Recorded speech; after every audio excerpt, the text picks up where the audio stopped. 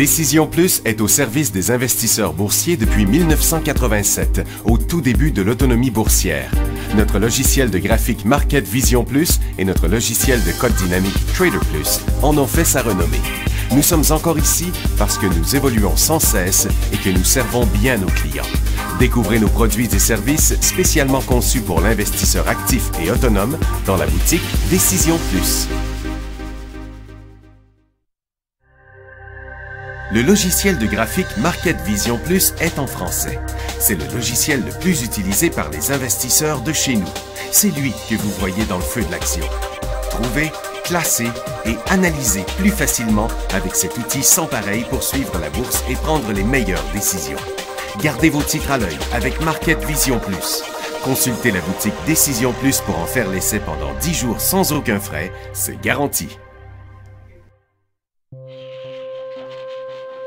Laissez-nous vous guider pour analyser la bourse et prendre vos décisions. Les analystes de Guru.tv feront tout le travail pour vous. De minute en minute, nous classons les titres selon leur situation technique. Nous révélons les signaux d'achat et de vente. Nous publions des recherches poussées et nous prodiguons des conseils en temps réel. Ça commence avant l'ouverture et ça se poursuit jusqu'à la fermeture des bourses. Profitez de chaque cycle boursier avec Guru.tv. Trader Plus, l'instrument du day trader. 50 codes qui clignotent en même temps. Autant de listes que vous voulez. Graphiques à la seconde. De 3 à 30 graphiques. Des alarmes à volonté. Des listes de codes préparées. Des modèles graphiques préparés. Prêts à faire feu. Achetez, vendez avec Trader Plus.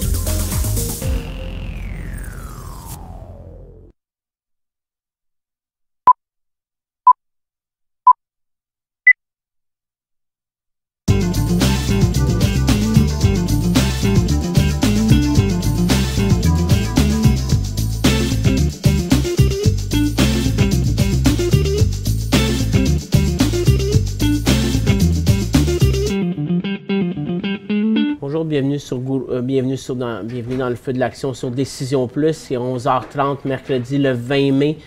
Les marchés sont vraiment plates. Aujourd'hui, on est à 0 sur les marchés américains, moins 1,5 sur Nasdaq, plus 0,4 sur le Dow, 25 points sur Toronto qui est un peu plus fort. C'est à cause du rebond dans l'énergie. Donc, on va regarder ça en intra-séance vite, là, c'est ça que ça donne. On a ouvert en baisse, on a rebondi. On est stable. On a ouvert en baisse, on a rebondi, on est stable depuis environ 10 heures sur le Dow. À Toronto, on avait ouvert en hausse. On s'est corrigé sur les inventaires de pétrole qui sont en baisse. Le S&P 500, c'est complètement stable. Dans nos secteurs, secteur énergie, on le voit, c'était un des plus forts ce matin. Il y a dégonflé sur les inventaires à 10h40. Mine, on reste en cycle baissier. Énergie, lui, a été ramené en cycle neutre. Or a été ramené en cycle neutre. On est stable. Pour l'instant, c'est vraiment les petites capitalisations qui étaient restées fortes qui montent. Les gros titres étaient restés assez faibles. CD, on a tout perdu. CS en rebond. Finance, ça fait rien. Industrie, c'est celui qui est à surveiller. Il vient de décrocher. On va aller voir. On n'était pas loin de passer en cycle baissier sur ce secteur-là, industrie. Télécom est fort, mais ce n'est pas un secteur très intéressant. Services, santé, ça fait rien. Donc, industrie, on va aller voir industrie en premier. Pour qu'il passe baissier, il faut qu'il aille comme juste ici. J'en ai 185,8. Ça, c'est notre cible pour qu'il passe baissier. On voit que c'est CP qui continue à la baisse. CNR aussi. Après ça, Richie Bros, lui, complètement dans une autre direction. Air Canada est en grosse correction. On va voir que tous les titres aériens sont en correction. On va passer la liste dans pas long. SNC Lavalin, c'est neutre. WestJet aussi, c'est neutre. Transforce, c'est neutre vers le support. Donc, c'est vraiment les deux chemins de fer qui font que ça baisse comme ça, puis qui pourraient faire que le secteur pourrait passer en cycle baissier. Dans l'énergie, hier, ce qu'on a dit dans l'énergie aux clients, c'est qu'il y avait des possibilités d'ouverture de position à la baisse, principalement aux États-Unis, qui vraiment entamaient un début de cycle baissier clair, net et précis. Aux États-Unis, ça reste plutôt baissier. Au Canada, c'était pas vraiment un nouvel élan baissier qu'on avait. Là, c'était plus une continuité, surtout si on enlève la journée de congé. Aujourd'hui, on a repris tous les points, mais là, on dégonfle. c'est surtout là, les titres qui rebondissaient. Precision Drilling, c'est le plus beau là, qui pourrait être en élan haussier. Ce que j'ai dit aux clients à 10h30 aussi, c'est que l'énergie, si ça reste en hausse, de le transiger intra-séance. Nous, on continue à croire que ça a le plus de potentiel à la baisse qu'à la hausse. Donc, je ne pense pas que c'est une bonne idée d'ouvrir des positions en swing trading aujourd'hui. Si on regarde, c'est surtout des gros titres comme CNQ qui reprenaient tous les points. Ça, c'est des titres qui étaient en élan baissier hier aux États-Unis, mais qui ne l'étaient pas au Canada. Aujourd'hui, on rebondit, mais là, ils dégonflent. Même chose avec Suncor, HSA. HSA, c'est peut-être un des plus beaux parce qu'on est sur un triple creux. Ça fait partie des titres que, si on me disait, j'ai acheté ça avec un horizon à moyen long terme, je dirais que je pourrais être à l'aise, mais en bas de 24,5, je sortirais de la position. Donc, ce que je souhaiterais sur un titre comme Husky, support solide, c'est qu'il me fasse un rebond, puis que je sois capable d'aller prendre un profit presque 10 à 15 % plus haut. Ça serait ça mon objectif, mais en bas de 24,50, je sortirais de là, parce que là, je me dis qu'il pourrait retourner vers les 22 $, puis donc avoir quand même une perte d'autour à ce moment-là de 10 à 15 %, ce qu'on ne veut pas, bien entendu. Les autres titres dans l'énergie, là, on avait des légers rebonds, mais qui dégonflent. Si on vient voir aux États-Unis, regardez, aux États-Unis, on continue le cycle à la baisse. Hier, ce qu'on a recommandé, c'est ERY aux États-Unis. Il est juste en hausse de 0,61. Donc, quelqu'un qui voudrait acheter ERY aujourd'hui, je pense que c'est encore facilement achetable. Notre objectif, nous, c'est aux alentours des 21 $ qu'on avait sur ERY. Si les personnes voudraient attendre davantage un moment de clarté pour attendre 18,25 quand il va briser cette résistance-là. Je pense que ERY est encore achetable. On regarde Cameco et baissier aux États-Unis, CNQ, Suncor, Cenovus reste en hausse, mais les titres américains, eux, sont soit flat ou soit à la baisse. Supérieur Énergie, Cosmos, Schlumberger, c'est deux sous de hausse, c'est marginal. Halliburton. Donc, on voit qu'aux États-Unis, on n'en a pas de rebond. C'est pour ça qu'on continue à penser que l'énergie va être plus faible qu'haussière en raison du mouvement aux États-Unis. Du côté des titres aériens, je venais de vous en parler qu'on avait une forte baisse. Regardez ça, moins 7 %. On décroche sur notre long support de presque 6 mois. À la baisse, c'était vraiment hier le point de faiblesse. Aujourd'hui, c'est une poursuite. Air Canada, correction. Après ça, j'ai ALGT qui est en élan baissier. Ça, c'est un rare qui est en élan aujourd'hui. Pourrait continuer. J'ai aussi Spirit Airlines, peut-être dans les deux plus beaux, là, pour quelqu'un qui voudrait ouvrir des ventes à découvert. Ça, c'est les plus beaux. Après ça, il y a SkyWest qui décroche. Mais ça, c'est plus si quelqu'un avait acheté ici ou ici que je sortirais pour ne pas me retrouver à 13,31 $. Mais je ne vendrais pas à découvert ce titre-là en raison de la tendance à la hausse. JetBlue, un des titres les plus solides, oui, il est en élan baissier sur le cycle, mais si on prend des cycles plus loin, on voit que le potentiel peut rester limité. Mais si j'en avais acheté ici ou ici, qui était presque en élan haussier, qui était même en élan haussier hier, bien, je sortirais aujourd'hui. La raison pourquoi les titres ils chutent, il y en a deux. C'est en raison, premièrement, des commentaires du PDG de Delta qui veut compétitionner agressivement avec les transporteurs à bas coût. Donc, baisse de prix sur les sièges, surtout sur les lignes des transporteurs à bas prix. Puis, donc, ça veut dire qu'il faut avoir une compétition de prix, diminution des prix, diminution des revenus, diminution des marges, diminution des bénéfices. C'est comme ça qu'on voit ça. Puis après ça, il y a Southwest, celle qui s'attend des revenus en baisse, peut-être aussi en partie en raison des commentaires de Delta. Ça va ensemble. Donc, c'est pour ça qu'il y a un réajustement à la baisse des titres aériens. Donc, Hawaiian Holding aussi, inversement du dernier cycle. Alaska Air Group, on s'en va vers le support. Delta, on n'a pas tout à fait brisé le support. On s'en va au bumper, puis on revient par la suite.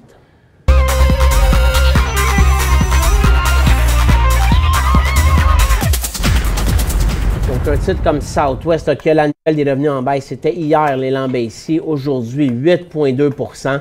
Moi, si j'en avais vendu à découvert, ici, je prendrais un profit aujourd'hui. Un titre comme RJT, c'est plus une continuité baissière. United, c'est un décrochage. Il était légèrement décroché hier, mais c'est vraiment aujourd'hui. Si on a des titres aériens, je pense que c'est important de sortir parce qu'on brise des supports majeurs. Est-ce que j'ai vendrai à découvert? Là, on perd déjà 7,5 %, 8 % sur un titre comme AL. je pense pas que je les vendrai à découvert maintenant. Si on regarde le Dow Jones Transport, parce que la majorité des gros titres font partie du Dow Jones Transport, décrochage aujourd'hui, ça faisait longtemps qu'on était sur le support, mais aujourd'hui, on traverse. L'autre point pourquoi je parle du Dow Jones Transport, c'est qu'habituellement, pour avoir une crédibilité dans un décollage des indices américains, S&P 500, Dow Jones, on veut que le transport suive. Là, le transport est là, puis les indices américains, Dow Jones, S&P sont ici. Ça ne marche pas. On a une divergence importante, puis ça fait que je pense que pour ça, qu'on pense que le mouvement haussier qu'on a eu la semaine passée, puis qui continue aujourd'hui à flirter, est presque fini, puis ne peut pas aller très loin. C'est la raison aussi pour laquelle on a gardé nos FNB ici aux États-Unis, malgré qu'on perdait un peu plus d'argent que ce qu'on voulait, parce qu'on pense que les marchés vont se corriger prochainement, puis que donc notre SPXU va remonter. Puis le Dow Jones Transport, c'est un des points qui font que la hausse n'est pas crédible aux États-Unis. Dans le Dow Jones Transport, les titres qui sont à surveiller pour des élans baissiers, CH Robinson, Conway, si on brise ce support-là, -là, c'est énorme. Après ça, on peut se rendre à peu près vers les 36,5. Donc, on parle de près de 5 $ de potentiel à la baisse. On a un titre comme Norfolk dans les chemins de fer qui est assez faible, élan baissier. Un titre comme Union Pacifique qui n'est pas très loin de redonner un élan baissier à la baisse. Mais de l'autre côté, on a un titre comme FedEx qui, lui, est en très légère correction, beaucoup plus près de son sommet. Donc, c'est vraiment les titres dans le transport ferroviaire, routier, puis toutes les compagnies aériennes qui font que le Dow Jones Transport chute, puis qu'on a une grosse divergence avec les indices américains. On avait la santé, la conso de base aussi aux États-Unis qui était prêt, qui pouvait décoller. On a plein de petits titres qui sont dans les formations. On a PepsiCo, Coca-Cola, Campbell Soup, Altria un petit peu plus loin. Je pense pas que même si ces titres-là vont en élan aussi, que c'est intéressant de les acheter. Je pense que si on veut jouer les marchés à la hausse, il faut y aller avec des titres, puis du day trading seulement. Puis à la baisse, quand on a des secteurs qui décrochent, mais tranquillement, on peut ouvrir des positions à découvert comme on a fait dans l'énergie. On pense qu'il y a plus de potentiel à la baisse qu'à la hausse. Donc, qu'est-ce qu'on a pour le day trading? Il nous reste 3 minutes. On va aller faire ça en premier, puis après, on va faire nos nouvelles, puis on va répondre à vos questions. Donc ici, j'ai mon tableau des plus beaux. J'ai des graphiques en 2 minutes. Donc, un des beaux de la journée, c'est PBMD sur Nasdaq, Primia Biomed. Donc, un titre qui est en forte hausse. Il y a un premier point d'entrée ici, mais c'est surtout ceux depuis environ 10h48 là, qui fonctionnent beaucoup mieux. Puis, on vient d'en avoir un à 3,60 $. Si on achète ce point-là, on sort à 3,23 $. Donc, c'est quand même 40 sous de potentiel de perte. Ça, pour moi, c'est trop. C'est plus que 10 %. Alors, ça devient un peu plus compliqué à l'acheter. Par contre, si on était plus près et qu'on avait acheté à 3,46 $, là, on se retrouve avec un 20 sous de perte qui est 6 %. C'est beaucoup aussi. Moi, je pense qu'en day trading, on devrait viser plus du 3-4 % max de potentiel de perte. On a aussi SPHS qui nous a donné un point d'entrée ici, un deuxième ici. Là, on ne fait rien pour le moment. Aux alentours des 79 sous, on va avoir un point d'entrée. On sortirait à 76,5. Un titre en bas d'1 $. Ça, si on l'achète, il faut vraiment être vigilant par la suite. Ça va vite. Il ne faut pas hésiter à prendre un profit entre 5 et 10 %. On a DSKY aussi. En 2 minutes, on a un point d'entrée ici, ici. Puis là, on est stable. Moi, je vois un autre point d'entrée à 9,70. Puis, je sortirais sur l'inversement de notre formation triangulaire, donc aux alentours des 9,60. Donc là, on parle, vous voyez, d'un 10 sous de perte, donc 1 %.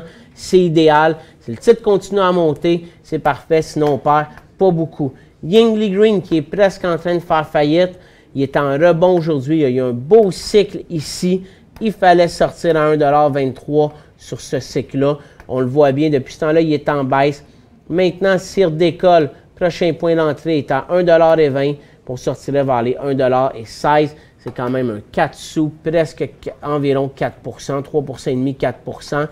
YGE, c'est un titre qui a perdu à peu près 60 % depuis 2 jours. C'est un titre qu'on transige uniquement intra-séance. On ne garde pas ça overnight parce qu'à tous les matins, il y a un risque qui déclare faillite ou qui disent qu'ils se protègent sous la protection de la faillite.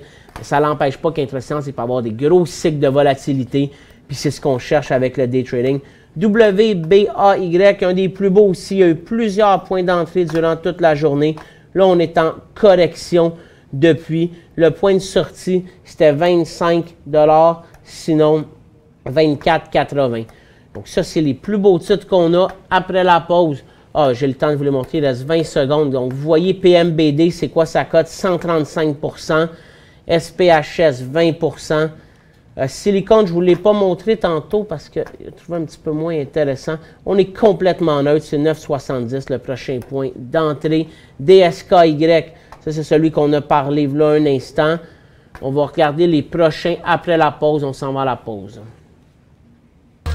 Pour joindre Michel Carignan et son équipe par courriel, écrivez à michelcarignan@decisionplus.com.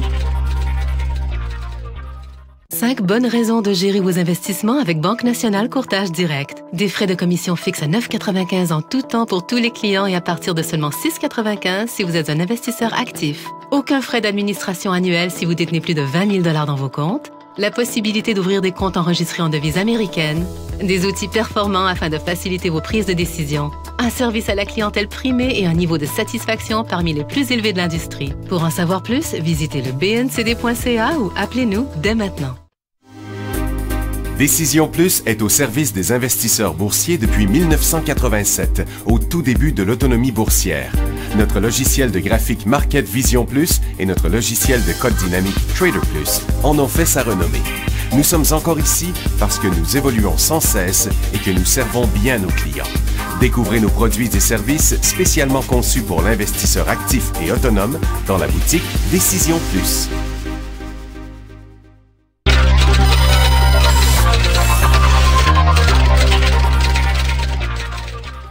Je suis en train de regarder vos questions qu'on va répondre tantôt. Là, on va juste finir notre liste. On avait aussi XNT qu'on n'a pas vu ensemble tantôt. Donc, il a fait un beau cycle aussi en 10h30 et 11h10. Pour le moment, on est stable.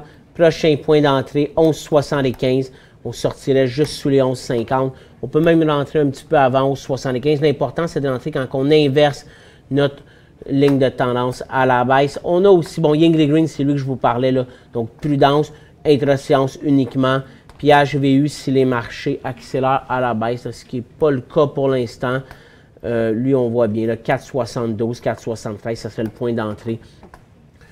Donc, on va aller voir, mais on va aller faire maintenant nos nouvelles. On va commencer par nos monnaies. Donc, le dollar américain reste en légère hausse, presque 0,5%.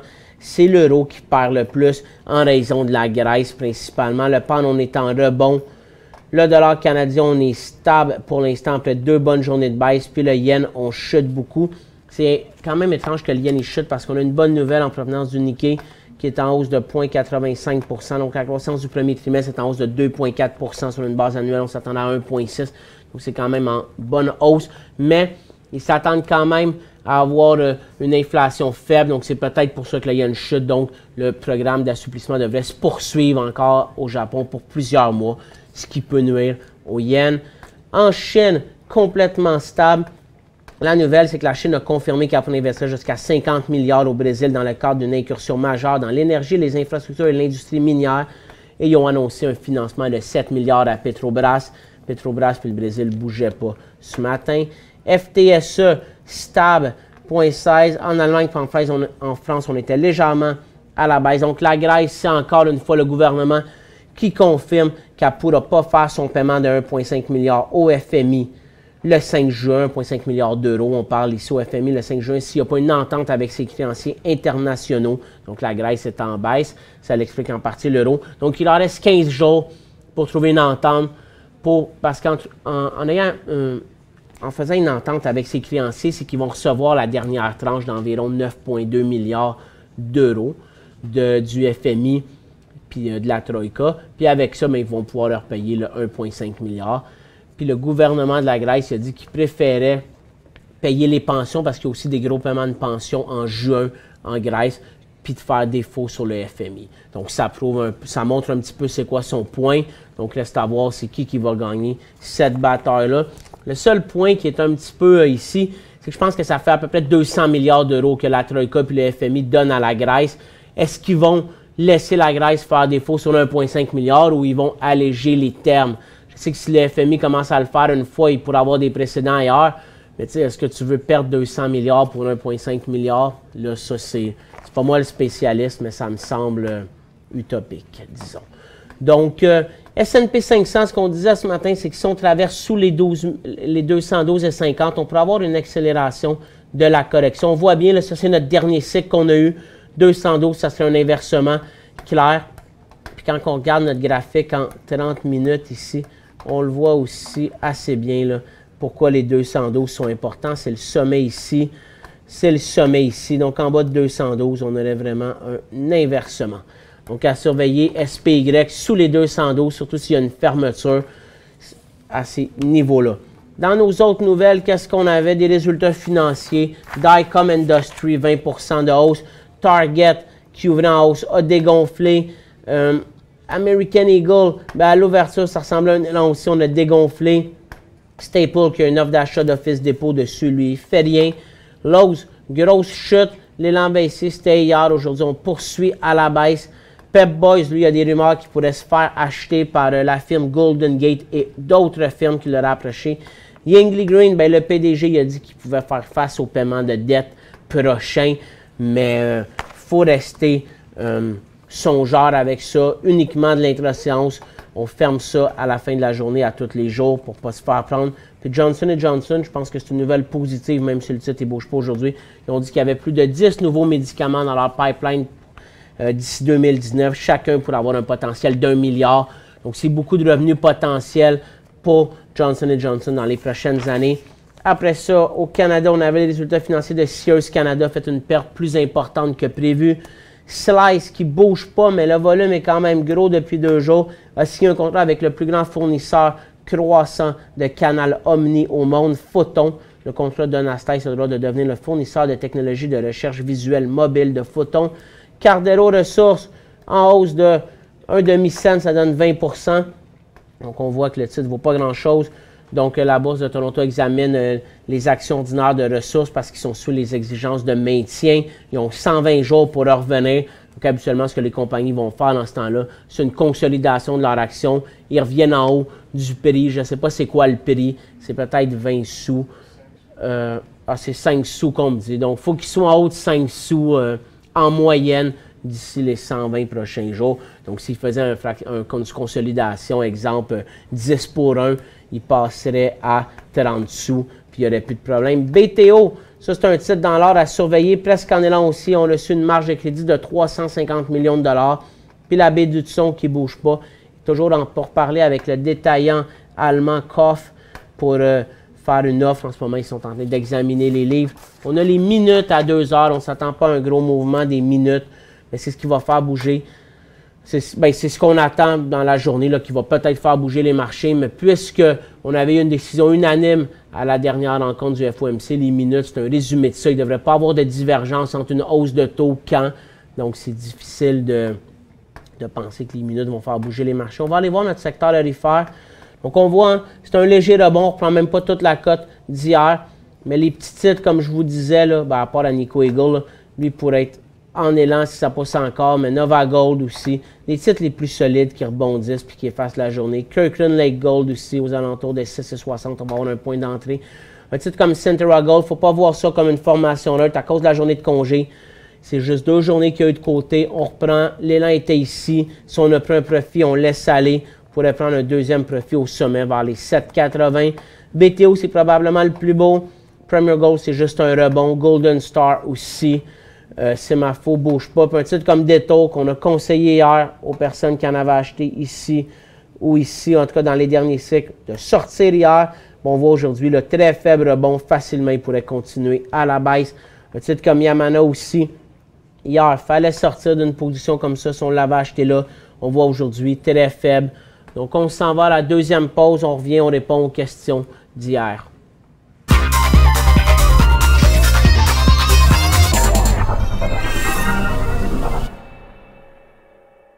5 bonnes raisons de gérer vos investissements avec Banque Nationale Courtage Direct. Des frais de commission fixes à 9,95 en tout temps pour tous les clients et à partir de seulement 6,95 si vous êtes un investisseur actif. Aucun frais d'administration annuel si vous détenez plus de 20 000 $ dans vos comptes. La possibilité d'ouvrir des comptes enregistrés en devise américaine. Des outils performants afin de faciliter vos prises de décision. un service à la clientèle primé et un niveau de satisfaction parmi les plus élevés de l'industrie. Pour en savoir plus, visitez le bncd.ca ou appelez-nous dès maintenant. Laissez-nous vous guider pour analyser la bourse et prendre vos décisions. Les analystes de Guru.tv feront tout le travail pour vous. De minute en minute, nous classons les titres selon leur situation technique. Nous révélons les signaux d'achat et de vente. Nous publions des recherches poussées et nous prodiguons des conseils en temps réel. Ça commence avant l'ouverture et ça se poursuit jusqu'à la fermeture des bourses. Profitez de chaque cycle boursier avec Guru.tv.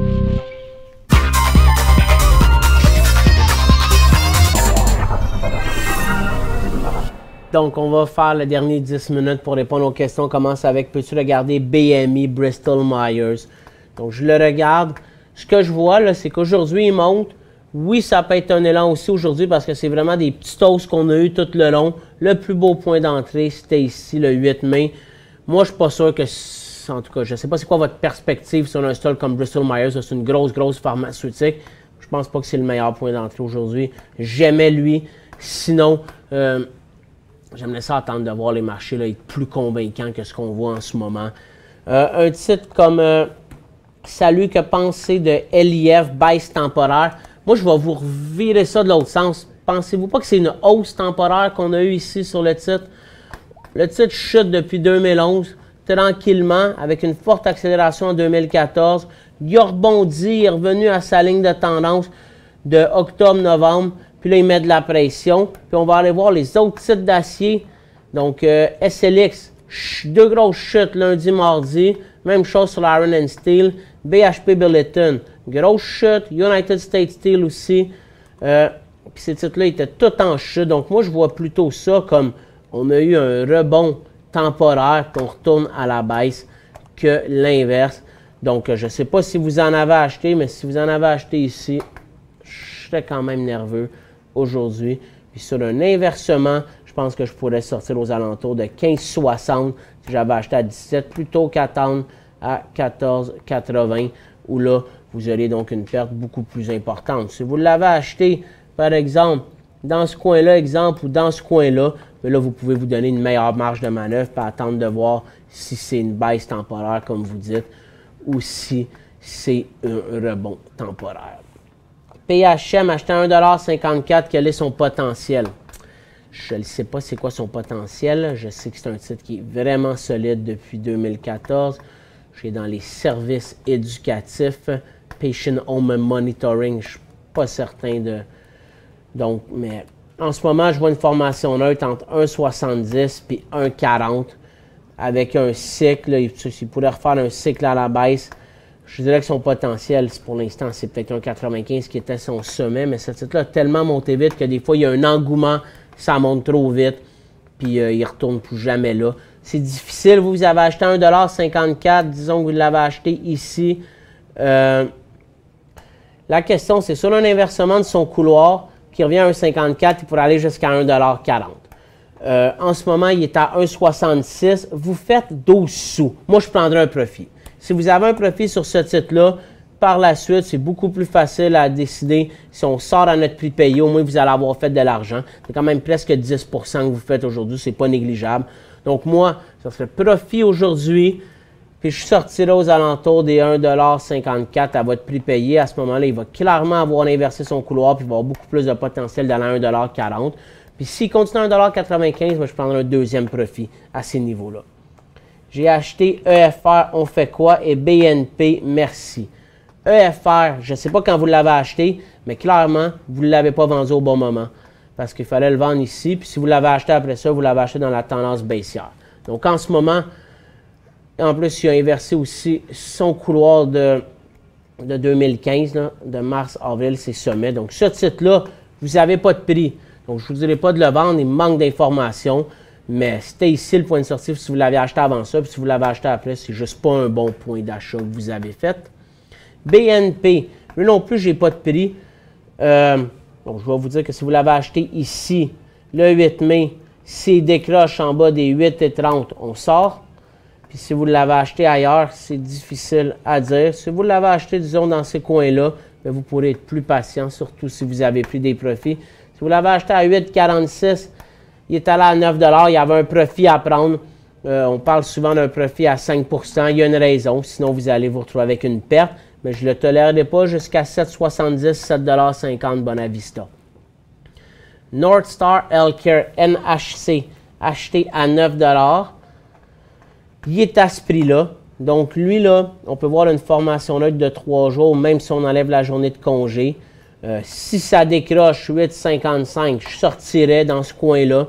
Et si ça redécolle, bien, je le conserverais. Puis je prendrai un profit vers les 9,50, entre 9,50 et 10 $. MCR à 2,60 $, vous l'avez acheté. Bien, il a touché 2,75 $, 14 sous. On commence à être dans le range d'un profit potentiel. Là, le BDA, ce qui n'est pas bon pour vous, vous l'avez probablement acheté cette journée-là. Donc, si on inverse là, sous les 2,50 $, on va inverser la tendance. C'est soit un point de sortie vers les 2,44 $, sinon c'est un point de sortie sous les 2,38 $ pour MCR. PA acheté à 12,13 $. Nous, dans le choix des analystes, on l'a conseillé ici. Donc, 12,08 $. Nous, ce qu'on a dit dans le choix des analystes aujourd'hui, c'est qu'à 12 $, on sort. Donc, je vais vous dire de sortir aussi à 12 $. C'est vraiment pas une grosse perte. Il y a une formation neutre. S'il décroche à 12 $, ça va être un élan baissier. Vous allez perdre 13 sous, 1 %. Je pense que c'est vraiment tolérable. Donc, nous, c'est notre objectif avec PA. Puis, s'il décolle, on va prendre, nous, un profit vers les 12,60 à 5-6 %. Je pense que quand on voit l'or, l'argent hier, le décrochage qu'on a eu, il faut encore moins hésiter à prendre des profits. Je réponds à la dernière question, puis après ça, c'est fini. MTO, il ne décolle pas malgré la hausse de l'or. Merci. Mais MTO, là, c'est un titre qu'on a reçu en entrevue, qu'on est allé même à leur usine. C'est une junior. Elle n'a pas vraiment de revenus. Est-ce qu'elle a une production commerciale? C'est pas très clair. On me dit oui en arrière, mais c'est pas fort. Probablement qu'ils ont des gros coûts fixes, que le coût de l'once d'or qui sort est élevé. C'est pas parce que l'or monte qu'un titre va monter nécessairement, puis c'est pas parce que l'or monte pas que des titres tarifaires peuvent pas monter. Ça dépend beaucoup du contrôle de coût. Moi, je pense que c'est plus intéressant d'acheter des titres qui sont plus solides, plus gros. Ça, c'est extrêmement spéculatif. Donc, il faut vivre avec la spéculation. Pour le moment, il ne monte pas. Puis, c'est juste ça qu'on peut dire. Puis, en bas à 2 sous, mais ça va être un élan baissier. À 3 sous, c'est un élan baissier. Est-ce qu'il va se rendre à 1 sou? Quand on est à ces niveaux-là, on est plus près de la faillite que de survivre. Donc, c'est tout ce que je peux dire. Je vous souhaite une bonne journée. On se revoit demain à 11h30 sur Décision Plus.